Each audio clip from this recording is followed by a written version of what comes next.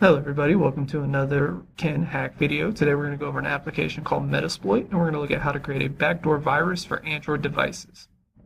So this is actually pretty simple to do, and we're just going to use a component of Metasploit called MSF Venom.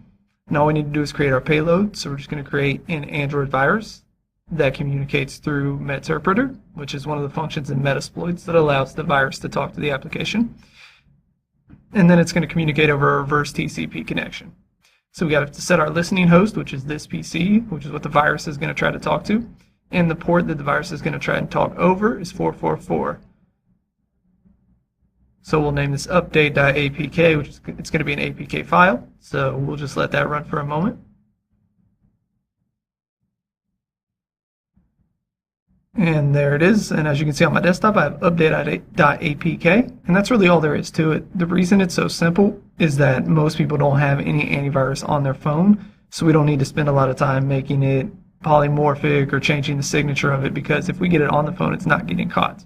And there's a multitude of ways you can do that, either through a phishing email, having somebody download it through a web page, or just uploading it to the App Store and waiting for people to download it there.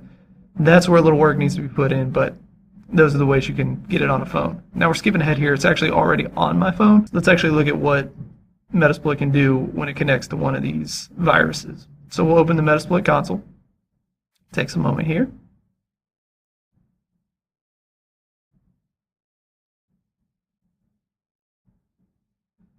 And all we have to do is open the multi-handler, which will allow the virus to communicate with Metasploit.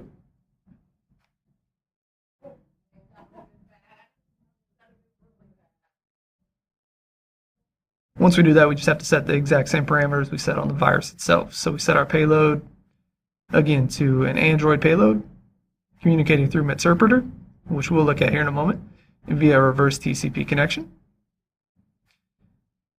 And then we'll set our listening host again to this PC, which is where the virus is trying to reach out to.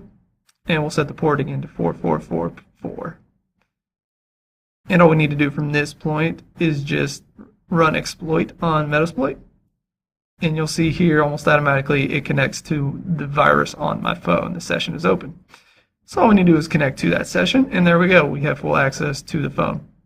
So what does that actually look like? So with Metasploit, we have a litany of commands we can run. A lot of these commands are interchangeable between PC viruses and Android viruses, but as you can see at the top, we have a couple extra.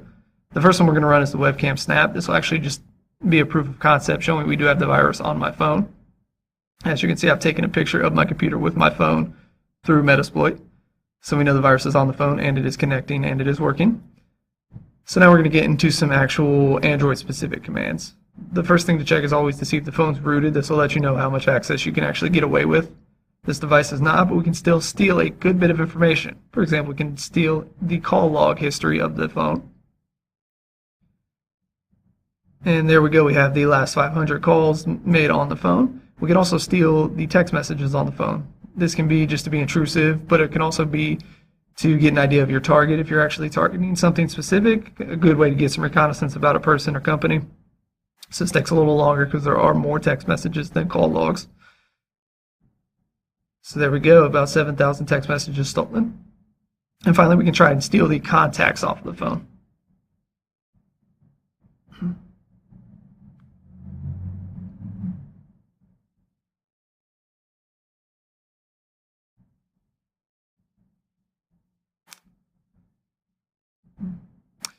Okay, so that actually failed because my phone fell asleep momentarily, but building on top of that, if we had stolen the contacts, another step we could have taken was to send an SMS from the actual phone.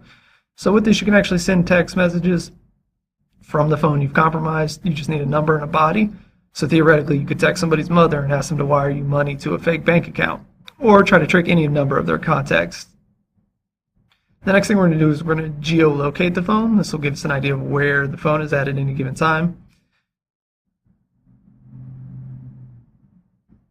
So there you go, it shows exactly where I'm running this video at. And we'll go in here and we'll actually look at the SMS file and what that looks like. There's the dump of the text as well as the call log history here. So the last thing I want to go over is the ability to upload files to the Android device we've compromised.